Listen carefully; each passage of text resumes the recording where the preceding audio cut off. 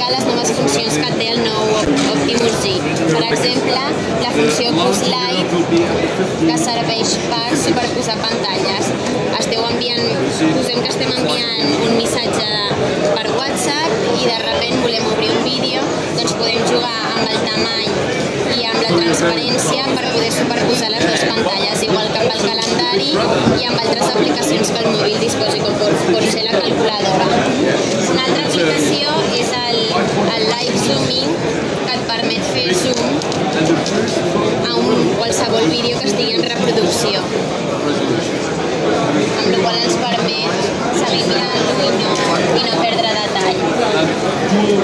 Per últim, una altra de les aplicacions que té, si tenim un Smart TV podem compartir qualsevol vídeo, qualsevol contingut, a més de seguir utilitzant el mòbil, saquejant l'email, per exemple, el calendari o qualsevol de les altres funcions que disposem.